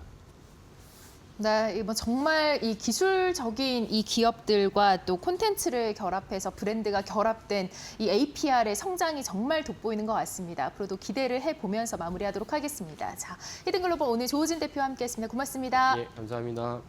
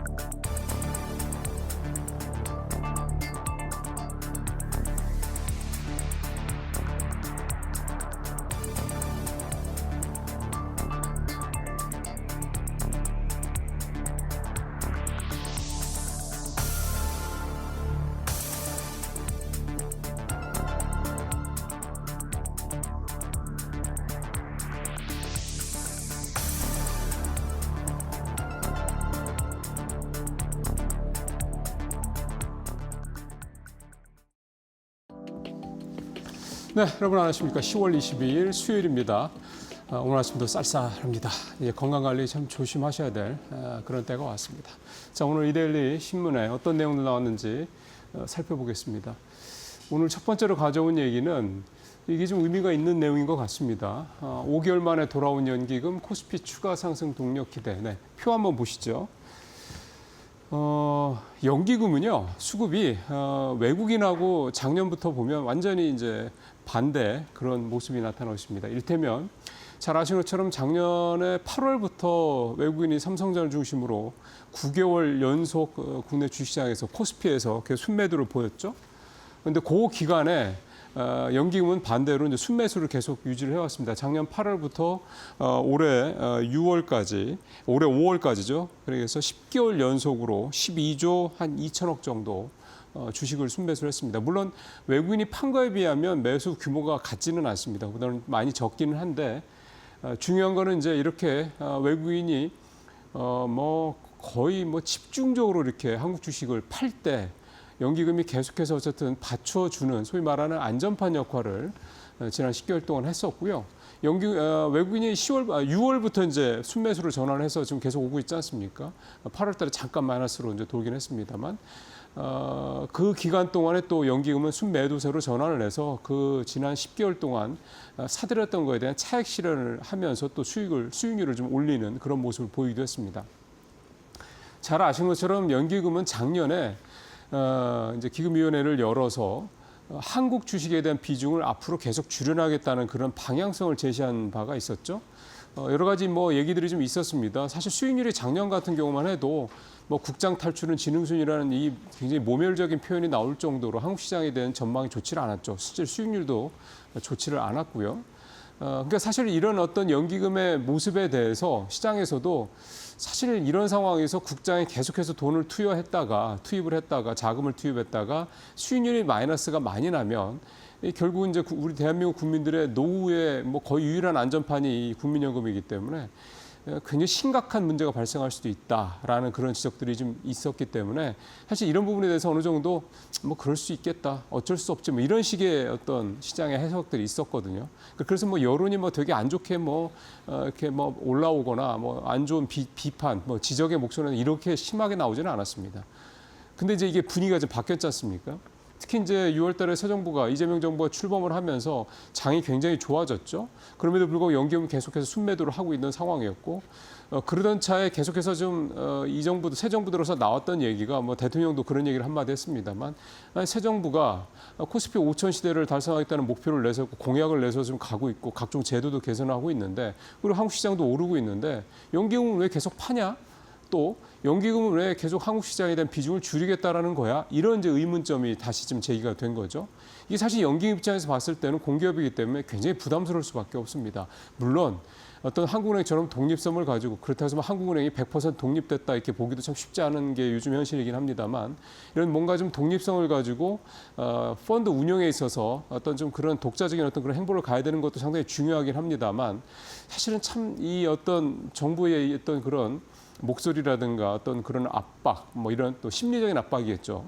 참 이게 부담스러울 수밖에 없는 건데 다행히 한국 시장이 좀 자체가 좋기 때문에 연기금도 이렇게 순매수로 전환하는 부분에 대해서는 부담이 덜한 거죠. 근데 실제로 아까 표에서도 보신 것처럼 연기군이 10월 달 들어서서 일단 20일까지긴 합니다만 2,500억 정도 순매수를 기록을 하고 있습니다. 물론 앞으로 남은 기간 동안 연기금이 다시 팔아서 2,000원 한 300억, 2,600억 이상 팔아서 순매도세가 이어질 수도 있죠. 그럼에도 불구하고 9월 달에 2,800억대, 특히 이제 7월 달에 7,000억대 이렇게까지 순매도를 했던 거에 비하면 순매도를 하더라도 금액은 상당히 좀 크지는 않을 수 있다는 점을 봤을 때 그러면 11월 달에 다시 순매수를 전환할 수 있는 거고 이렇게 된다는 거죠. 어쨌든 그래서 연금이 이렇게 순매수를 전환하는 데는 앞서 말씀드렸던 이런 어떤 부분도 있겠고 그러니까 계속해서 한국 주식에 대한 비중을 줄이는 거에 대한 부담감 이런 것도 있겠고 시장이 좋으니까. 또 하나는 지금 사실은 코스피가 어제 3,800선 찍고 이게 3,900까지 가나 싶은 데인데 딱 10포인트 남겨두고 좀 밀려 내려와서 강보합에서 마감되지 않았습니까? 사실 어제 급등분을 대부분 좀 반납을 한 텐데 마감이 됐기 때문에 코스피가 좀 힘이 딸리나 4,000원 한 번에 가기엔 좀 부담스럽다 이런 식의 시장. 또 삼성전자가 10만 원 근처 99,900원까지 갔었죠. 그다음에 하이닉스가 50만 원 넘었습니다. 그러니까 이런 부분들에 대한 부담감도 좀 작용해서 차익 실현 매물이 좀 나왔습니다. 그러니까 이런 부분들 시장 상황에서 그래서 시장이 무슨 변곡점이 오는 게 아니냐라는 그런 부담이 있을 법한 상황에서 연기금이 순매수로 전환을 해서 가고 있다라고 한다라는 거는 연기금은 지금 코스피의 어떤 급등세가 부담스럽지 않다. 그렇게 부담스럽지 않고 코스피가 앞으로도 계속 상승할 것이다라고 본다라는 판단을 시장에서 할 수 있다는 거죠. 그래서 연기금의 이 순매수 전환은 수급적인 측면에서 외국인만으로만 가는 부분에 대한 부담감을 좀 덜어줄 수 있는 밸런스가 조금 더 좀 맞춰지는 거니까요. 그런 의미에서 좀 의미가 있다고 볼 수가 있는 거고요. 일단은 한번 연기금의 행보는 조금 더 긍정적으로 좀 지켜보실 수 있지 않겠냐 생각이 좀 듭니다. 한번 계속 연기금은 이 수급을 계속 나오는 거니까요. 한번 팔로우업을 계속 해서 보시는 게 좋을 것 같습니다. 자, 두 번째 얘기는 김범수 카카오 설립자 얘기입니다. 어제 이 SM 엔터테인먼트에 대한 주가 조작 사건 무죄로 1심 판결이 났습니다. 2년 8개월 만에 그래서 오너 리스크가 해소가 됐다 이렇게 얘기가 나오는데 아직 해소됐다고 완전히 얘기하기 이릅니다. 왜냐하면 검찰이 좀 항소할지 여부를 아직 결론을 안 내렸기 때문이거든요. 일단 재판부는 검사가 제시한 증거만으로 시세 조정 공모가 있었다고 보기 어렵다. 카카오가 SM엔터의 경영권 인수를 고려한 것은 맞지만 반드시 인수해야 될 상황이었다고 단정하기는 어렵다. 주식 대량 보고 의무 위반 혐의도 피고인들 간의 공모 증거가 부족하다. 한마디로 검찰이 수사를 제대로 못했다. 니네가 수사한 내용만 가지고는 김범수 설립자를 이제 유죄를 내릴 수가 없다. 이렇게 얘기를 한 겁니다. 이제 검찰 입장에서 볼 때는 되게 자존심 상할 수 있는 건데 항소할지 말지 여부는 좀 지켜봐야 될 것 같고요. 어쨌든 이렇게 결론이 나다 보니까 카카오 주가 어제 급등을 했습니다. 표 한번 볼까요? 어제 카카오가 전날 대비해서 5.95% 급등을 해서 62,300원에 마감이 좀 됐거든요. 이틀째 좀 올랐고요. 그러니까 카카오가 최근에 여러 가지 이유가 있긴 하겠습니다만 AI에 대한 부분들 어떤 기대감 말고는 사실은 주가가 좀 올라갈 만한 카카오톡 업그레이드 했다가 욕 많이 먹고 있지 않습니까? 그런 거 보면은 사실 주가가 AI 말고는 모멘텀이 별로 없는 상황인데 김범수 의장이 이 오너 리스크 문제가 어느 정도 해소가 좀 된다고 보면은 뭔가 좀 새로운 어떤 분위기들이 만들 수 있겠다 이런 생각도 좀 듭니다. 그래서 카카오가 어쨌든 어제 내놓은 입장도 급격한 시장 변화에 기민하게 대응이 어려워서 굉장히 좀 가슴 아팠다 이런 얘기를 하더라고요. 그래서 앞으로 이런 판결을 계기로 사회적 소명도 다하겠다 이런 얘기도 좀 했기 때문에 글쎄요. 앞으로 이제 김범수 회장이 이제 좀 족쇄가 풀리고 자유로워진다면 여러 가지로 좀 활발한 활동을 좀 펼치면서 카카오의 좀 이 무너진 명예를 좀 회복시키는 데 도움이 될 수 있지 않겠냐. 그런 기대감도 시장에서는 하고 있는 것 같습니다. 한번 앞으로 행보를 좀 보겠습니다. 자, 이 쌈지 엔터 이거 아마 이 캐릭터는 여러분들 워낙 익숙하실 거고요. 비수긴의 우울한 티니핑 주가가 한번 표 한번 보시죠. 고점에 94,800원까지 갔던 게 지금 52,000원대까지 떨어졌고요. 올해 상반기에 사실은 주가 상승률이 무려 620%, 7배가 넘게 올랐습니다. 전체 상장상 가운데 가장 높은 상승률을 기록했던 회사였는데 지금 보시는 것처럼 주가가 반토막까지는 아닌데 사실 뭐 한 40% 이상 좀 주가가 좀 급락을 한 상태입니다. 이유는 실적 부진이고요. 그다음에 3분기 같은 경우도 지금 실적 추정치가 나왔는데 매출은 마이너스 9% 줄고 영업이익도 5억 원 손실을 낼 것으로 전망이 되고 있습니다. 한마디로 3분 실적이 안 좋다는 얘기죠. 비수기인 영향이 좀 크기도 하고요. 그다음에 좀 가장 중요했던 게 이 영화죠. 사랑의 하츄핑 이거에 대한 이제 그 이후에 이제 수익이 이제 들어오는 게 없기 때문이다 이렇게 좀 봐야 될 것 같고요. 그다음에 또 하나 가장 큰 거는 사실 이게 더 클 수도 있는데 오버행 이슈가 계속해서 발목을 잡고 있습니다. 며칠 전에 말씀드렸던 달바글로브랑 좀 비슷한 흐름이 되는 거죠.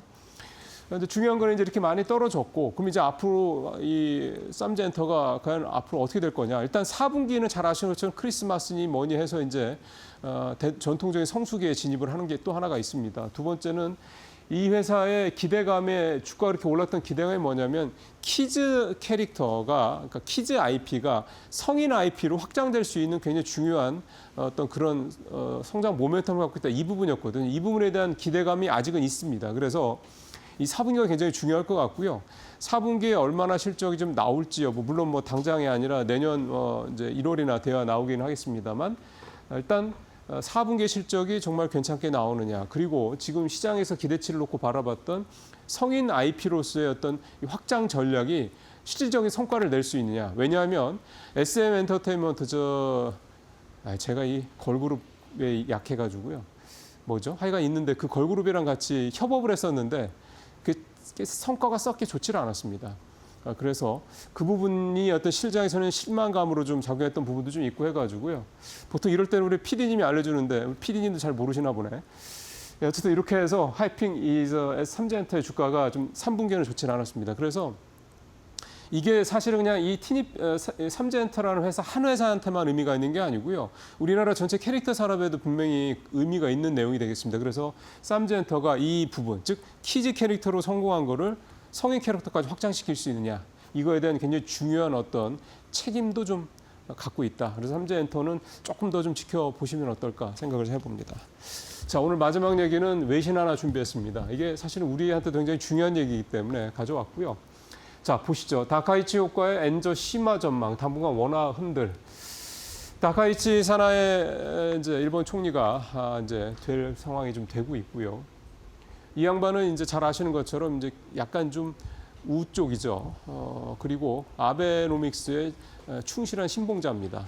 그러다 보니까 이 양반이 이제 총리가 되고 앞으로 이제 경제 정책은 특히나 기본적으로 이제 아베노믹스를 추종할 것이다라고 이제 시장이 전망하다 보니까 이미 니케이 225 지수는 뭐 연일 사상 최고치를 경신하고 있고요. 그 다음에 제가 오늘 엔화 표를 준비를 좀 못했는데 엔달러 환율이 좀 계속해서 좀 올라가고 있습니다. 즉 엔화 가치가 떨어지고 있다는 얘기가 되는 거죠. 잘 아시는 것처럼 원화는 엔화에 지금 연동이 되는 경우가 좀 많습니다. 그러다 보니까 엔화가 이렇게 엔화 가치가 하락한다는 얘기는 원화 가치도 하락한다. 다시 말씀드려서 원달러 환율도 이렇게 엔달러 환율처럼 올라갈 수 있는 여지가 높다 이렇게 좀 볼 수가 있는 거죠. 지금 근데 우리 환율이 1,400 한 230원대 계속 왔다 갔다 하지 않습니까? 어제 야간자는 1,430원대 다시 넘은 것 같은데 오늘 상황 봐야 되겠습니다만. 이렇게 되면 이게 1,450원, 60원 더 갈 수 있다 이런 우려를 할 수밖에 없다라는 거죠. 물론 환율이 이렇게 올라가면 뭐 고환율 수혜준 이런 얘기들이 있어서 우리 수출주들한테는 뭐 괜찮다 뭐 이런 얘기도 나오는데 결국은 이제 이게 사실은 여러 가지로 국내 경제에는 뭐 그다지 좋은 그런 거라고 볼 수는 없습니다. 또 우리 같은 경우 또 밖에서 아직은 여전히 원자재를 많이 수입해서 가공하는 형태가 많기 때문에 그런 부분들이 좀 부담이 될 수가 있고요. 그리고 또 하나는 환율이 올라가면 어쨌든 우리는 생채기를 여러 번 경험했기 때문에 고환율, 그 환율이 급등하겠다는 이런 부담을 시장에서 많이 느낄 수밖에 없습니다. 그래서 이 엔저가 이렇게 계속될 때 원저가 과연 원화 약세 현상이 어디까지 갈 것이냐 이 부분에 대해서 시장에서 주목하고 있다. 이 얘기가 주 내용이 되겠습니다. 오늘부터도 좀 환율 얘기를 조금 더 좀 신경 써서 한번 따라가 보시면 좋을 것 같습니다. 마치겠습니다.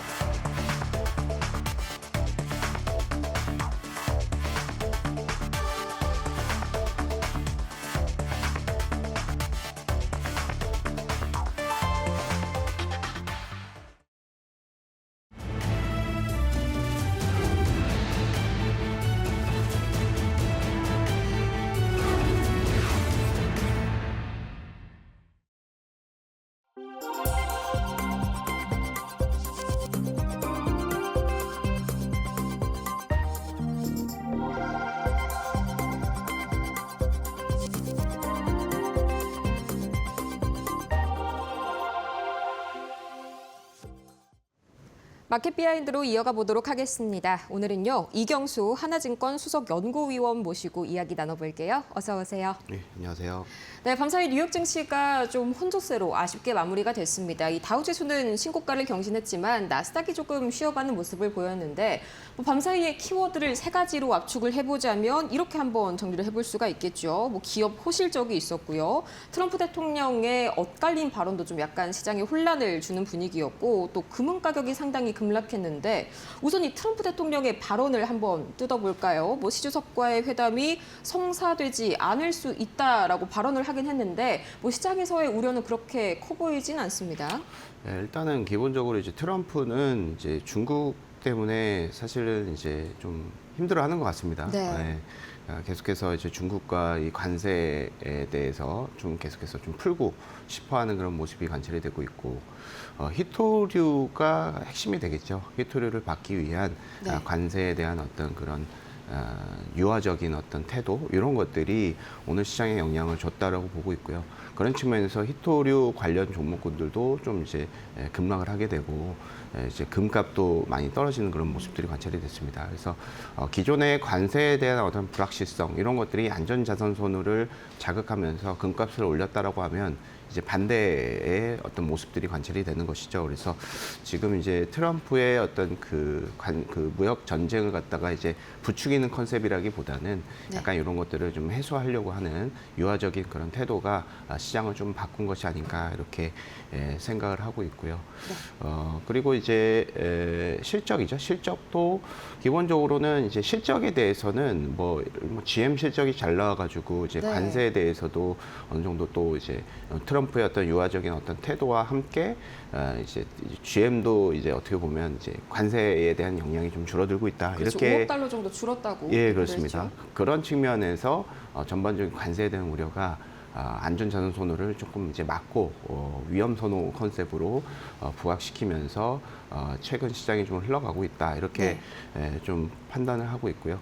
그리고 마지막이 뭐였죠? 마지막이 네, 또 이어가지고 이제 금은 가격이 급락을 했는데 네네. 사실 이거는 이제 말씀 주신 그대로 안전자산에 대한 선호 심리가 예, 그렇게까지 맞습니다. 높아지지 않았다. 오히려 반대로 좀 해석을 해야 되는 거지 않습니까? 네. 그만큼 아까 말씀 주신 그대로 이 트럼프 대통령의 발언이 만약에 있을 만한 돌발 상황을 대비하기 위해서 약간 완충제를 깔아놓은 거지 실제로 중국과의 현재 회담 가능성이 무산 위기에 놓여 있다 이런 건 아니라는 점 다시 한번 체크를 해보시면 좋을 것 같습니다. 또 이어서 아까 GM 실적 말씀을 주셨는데 또 시장이 환호를 한 이유가 관세 영향이 예상보다 적어질 것이다. 여기에 또 포인트가 꽂힌 거거든요. 그럼 저는 이게 이제 이런 기조들이 관세 노출이 큰 빅테크들이지 않습니까? 예를 들면 애플이라든지 이런 기업들까지 좀 비슷한 현상이 좀 나타날까 이런 게 좀 궁금하거든요. 일단 내일 이제 테슬라 실적을 이제 시작으로 해서 빅테크의 실적이 다음 주에 많이 발표가 됩니다. 그래서 네. 지금 이제 실적 기대치는 말씀해줬던 것이 지금 상당히 좀 좋습니다. 그리고 네. 전반적인 M7 그리고 이제 나스닥, S&P 500 비슷하겠지만 이제 3분기에 그 이익 증가율을 갖다가 한 13%, 14%로 좀 보고 있어요. 그리고 4분기에는 16%. 그래서 올해 작년부터 보면 이제 미국의 어떤 이익 증가율은 이제 역성장을 한 적이 한 번도 없거든요. 꾸준하게 네. 올라가고 있는 모습입니다. 그래서 이런 이 기대치를 충족할지에 대해서 일단은 기대감도 있겠지만 일부 입장에서는 약간 신중한 모습도 관찰이 되는 것 같습니다. 그러면서 오늘 이제 시장에서는 이제 빅테크 종목군들이 약간 조금 슬로우 다운하는 그런 모습들이 관찰이 됩니다. 그래서 미국의 기업 이익 모멘텀은 어찌됐건 중장기적으로는 계속 월등한 모습들이 관찰이 되고 있고 트럼프의 어떤 그 관세 정책 전후로 해서 오히려 미국의 상대적인 이익 모멘텀은 더 급등을 했습니다. 중국은 좀 떨어지는 그런 모습들이 관찰이 되고 미국이 좀 올라가는 모습들이 일어나고 있고 실질적으로 이 미국의 실적을 끌어올리고 있는 쪽은 이제 빅테크라고 좀 보고 있습니다. 그리고 지금 이제 3분기 실적을 저희가 업데이트를 해보면 예상치 대비해서 한 1.6% 정도는 이제 서프라이즈가 나오고 있습니다.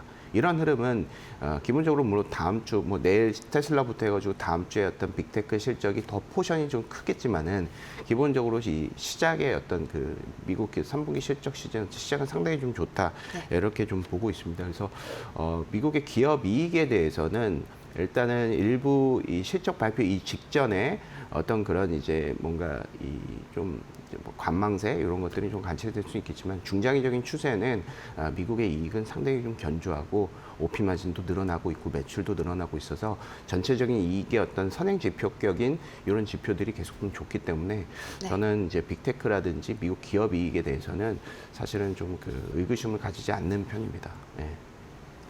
네, 사실 이 M7에 대한 기대감이 굉장히 또 높아져 있는 그런 테슬라를 포함해서요. 그런 수준이기 때문에 이런 상황에서는 또 한 가지가 너무 기대감이 높아도 이 호실적이 좀 발목을 잡힌다. 그러니까 실적이 잘 나와도 기대감이 너무 높아가지고 주가가 좀 빠지는 그런 현상들이 좀 빈번하게 발생한다. 이 정도가 약간 단기적인 리스크로 우리가 꼽아볼 수가 있겠는데 중장기적으로 봤을 때에는 현재 사상 최고치 랠리, 뭐 의구심이 가질 만한 그런 부분들이 느껴지지 않는다라고 말씀을 해주셨습니다. 단기적으로만 약간의 세론이 발생할 수 있다는 점 참고를 해보시길 바라고요. 또 이어서 우리 증시 이야기를 한번 해볼까요? 이 코스피가 3,820선에서 이제 좀 약간 숨을 고르길래 PBR을 보니까 역시나 뭐 거의 1.3배 가까이 육박을 했습니다. 제가 봤을 때는 살짝 여기서 좀 매물 소화 단계가 필요하지 않을까 하는데 이 그간의 상승 추세를 연말까지 좀 비슷한 기울기로 가져갈 수 있을지 아니면 좀 충분히 쉬어갈지 그게 약간 불투명해 보이네요. 일단은 이제 저는 뭐 올해 연말뿐만 아니라 좀 추세적으로 오른다라고 보고 있습니다. 네. 워낙 이제 한국의 밸류에이션이 좀 낮았고요. PER 기준으로 보면 이제 지금 한 11배, 12배. 그러니까 MSCI 기준으로 보면 11.5배 정도 나오고요. 전체적으로 코스피 200 기준으로 보면 12.5배 정도 나오는데요.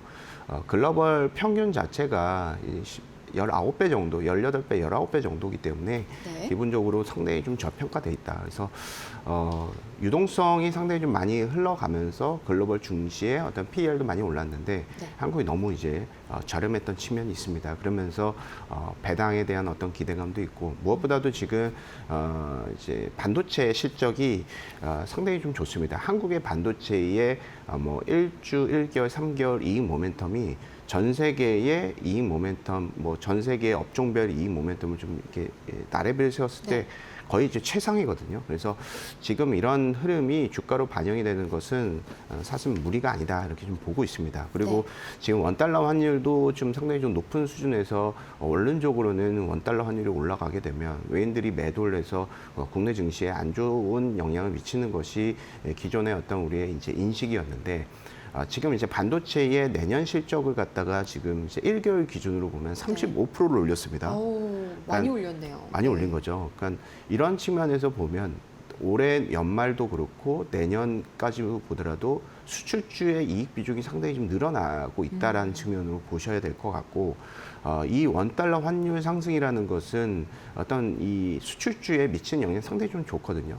더군다나 이제 수출주들이 관세에 대한 우려 때문에 기본적인 어떤 그 OP 마진이라든지 이런 것들이 축소가 되는 측면이 있었는데 원달러 환율 상승은 이것을 상쇄할 수가 있다는 것이죠. 그래서 오히려 원달러 환율 상승은 한국 증시의 이익 모멘텀을 부각시켜서 외인들이 다시 이 펀더멘털로 펀더멘털이 좋은 한국에 다시 들어올 수 있는 그런 계기가 될 수 있다는 측면에서 원달러 환율 상승과 주가의 상승세는 약간 좀 뉴 노멀로 저는 판단을 하고 있습니다. 그래서 이런 측면 그리고 배당 측면 그리고 개인들이 최근에 국내 증시를 좀 ETF 기준으로 많이 사고 있는 것 같아요. 그래서 개인들이 국내 증시에 한 6조 원을 올해 샀는데요. ETF, 금융투자 ETF까지 포함을 하면 12조 정도 됩니다. 많이 그래서 들어왔네요. 개인들의 어떤 그 부동산에서 주식의 어떤 머니 무브가 실질적으로 관찰이 되는 것이기 때문에 그렇네요. 국내 기업들의 어떤 실적 그리고 이런 상당히 풍부한 유동성 이런 측면은 국내 기업의 주가 측면에서 상당히 좀 좋은 신호다 이렇게 좀 판단합니다. 네, 실제로 그냥 이 코스피 지수와 상관없이 거래대금만 보더라도 유동성 장세가 확연히 좀 드러나는 것 같습니다.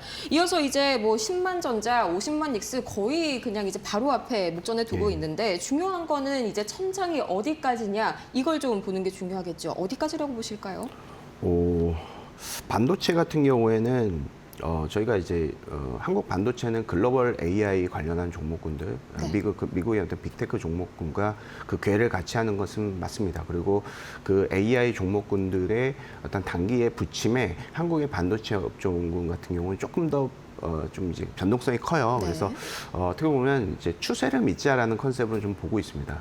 그러니까 기본적으로 AI 관련한 매출이라든지 이제 저희가 서두에서 이제 매출 증가율과 OP 마진을 말씀을 드렸는데 이곳을 왜 말씀을 드리냐면 1999년 이제 말에 완전히 이제 IT 버블 터지기 직전에 1999년 이제 4분기에 매출 증가율이 미국의 매출 증가율이 피크를 찍었습니다. 네. 그러면서 3개월 이후에 주가가 그러니까 2000년도 3월이죠. 그때 이제 피크를 찍었단 말이죠. 그러니까 매출이라는 것은 기본적인 어떤 산업의 어떤 핵심 시그널이라고 볼 수가 있습니다. 그래서 요 매출 증가율이 계속 좀 늘어나고 있고 네. OP 마진도 보셔야 되는 게 OP 마진이라는 것은 AI 기업들의 어떤 수요 공급의 어떤 그런 팽팽한 컨셉이라고 보시면 되겠어요. OP 마진 높아진다는 것은 예를 들어서 엔비디아 OP 마진 높아진다는 것은 엔비디아 칩이 공급보다 수요가 더 높다라는 얘기가 되는 것이겠죠. 네. 그래야지 비싸게 팔 수 있는 거잖아요. 그래서 요 두 가지가 모두 다 지금 올라가고 있는 상황이에요. 그리고 내년 전망치까지도 계속해서 올라가고 있는 상황이기 때문에 AI의 버블 논란은 지금 저희 통계적인 컨셉, 퀀트적인 컨셉에서는 아직 관찰되지 않는다라는 컨셉으로 봐주시면 좋을 것 같습니다. 그래서 이런 추세가 우상향 곡선이라고 한다면 기본적으로 이제 IT의 어떤 이제 약간 미국 IT가 조금 이제 떨어져서 국내 증시의 반도체가 좀 하락을 했을 때 이때 오히려 좀 기회가 될 수 있다는 측면, 트레이딩 바이 측면에서 추세를 믿는 전략이 조금 더 좋을 수 있을 것 같고요. 그래서 네. 저는 그런 측면에서 반도체 업종을 좀 중장기적으로 좀 보고 있습니다. 네, 아직까지 이 AI 낙관론 버블이 아니라 계속해서 낙관론으로 유지를 해봐도 괜찮다. 살짝의 조정은 오히려 매수의 기회로 판단을 해봐도 괜찮다라고 체크를 해주셨고요. 또 이어서 자동차도 어제 현대차랑 기아가 또다시 52주 신고가를 기록을 했죠. 이게 만약에 관세 협상이 만약에 좀 불발이 된다면 리스크가 좀 상당할 것 같은데 여기에 대한 거랑 또 이제 일본 방금 저희 앵커님께서도 말씀을 해주셨지만 엔화 약세가 또 다카이치 총재 때문에 현재 발생을 하고 있지 않습니까? 여러모로 좀 가격 경쟁력이 많이 약화가 될 것 같습니다. 이 관세랑 엔화, 엔저 이 두 가지 이슈를 놓고 봤을 때 앞으로 추가적으로 상승 동력 충분히 좀 이걸 이겨낼 수 있을까요? 단기적으로는 자동차 업종군들이 가장 메리트가 있는 그런 업종이라고 좀 보고 있는데요. 네. GM 실적에서도 봤다시피 이제 자동차는 기본적으로 이 트럼프의 어떤 관세 정책 때문에 가장 1번으로 피해를 받았던 그렇죠. 업종이 되겠죠. 그래서 해당 업종군들이 기본적으로 관세에 대한 어떤 우려가 미국이 어떤 중국이랑 계속해서 관세에 대한 어떤 협상을 하고 있다는 측면 이런 것들은 센티먼트 측면에서 상당히 좀 긍정적일 수 있다라고 좀 판단을 하고 있습니다. 네. 그리고 원달러 환율도 올라가고 있다는 측면도 분명히 이 관세에 대한 우려를 좀 이제 상쇄를 시킨다는 측면이 있다. 그리고 좀 전에 언급드렸다시피 지금 고환율과 국내 증시의 상승세가 같이 가는 측면이 있기 때문에 네. 이때 수혜를 받는 쪽은 수출주일 것이고 반도체는 이미 올랐고 자동차는 약간 지금 오르기 초입이라고 좀 보고 있어요. 그래서 이런 측면에서 기대감이 됩니다. 그리고 앵커님께서도 말씀 주셨지만은 지금은 이제 엔화도 이제 약세에 대한 우려가 우리 어떻게 우려라고 해야 되나요? 한국에서는 우려가 될 수가 있겠죠.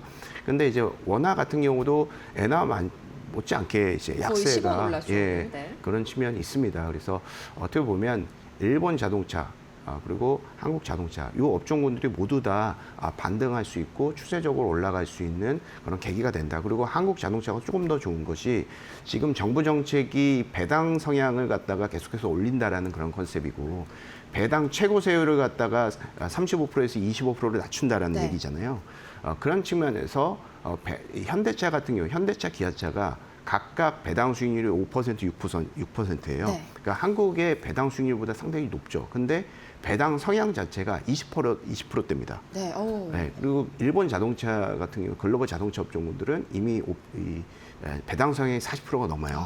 그러면 한참 정부 남았네요. 정책관 네. 컨셉 그리고 글로벌 피어 그룹의 어떤 그 평균 컨셉에서 모두 다 자동차 업종엔 추가적으로 배당을 늘릴 수 있다는 측면. 그러면 지금 낮은 밸류에이션이 다시 또 올라갈 수 있는 측면이 있고 네. 결국은 이것은 배당 수익률이 지금 5%, 6%인데 7, 8%, 뭐 90% 계속해서 올라갈 수 있다는 얘기가 될 수가 있겠죠. 그래서 이런 측면에서 자동차 업종군들은 한국 자동차 업종군들은 글로벌 자동차 업종 대비해서 상당히 큰 메리트가 있다. 그리고 관세에 대해서도 지금 일본보다 높잖아요. 그렇죠. 그래서 이런 측면에서 이제 에이펙 정상회담에 대한 어떤 그런 기대감도 추가적으로 가질 수 있는 부분이 한국 자동차의 어떤 메리트가 아닌가 이렇게 생각을 하고 있습니다. 네, 역시나 이 환율보다는 관세 이슈가 타결이 되냐 이게 약간 핵심적인 승기를 그렇죠. 판가름하는 기준이 될 것 같고요. 또 이어서 배당 수익률 부분이 상당히 이 자동차 쪽에서 다음 모멘텀이 될 거다라고 정리해 볼 수가 있겠습니다.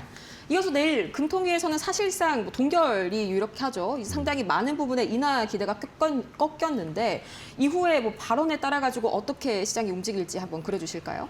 금통위 입장에서는 이제 동결을 할 수밖에 없을 것 같습니다. 그래서 일단 최근에 이제 정부가 그 부동산 규제 움직임을 상당히 좀 세게 그리고 네. 앞으로도 계속 이어지겠죠. 이런 측면에서 기본적으로 주식에서 그러니까 부동산에서 주식으로 머니무브를 계속 이끄는 그런 측면인데 이런 부동산 정책의 어떤 궤를 맞춘다라는 컨셉에서 기본적으로 금통위는 인하가 어렵다 이렇게 좀 보고 있고요. 네. 환율도 많이 상승을 했죠. 이런 그렇죠. 측면 그리고 정부가 뭐 국민 성장 펀드라든지 여러 가지 재정 정책을 할 수 있는 그런 룸을 마련하기 위해서는 통화 정책이 강력하게 쓸 수 없는 상황인 것 같습니다. 그래서 네. 동결이 되면 기본적으로 환율의 안정성 측면에서 좀 부각이 돼서 시장에서 오히려 좀 긍정적으로 볼 수 있을 것 같습니다.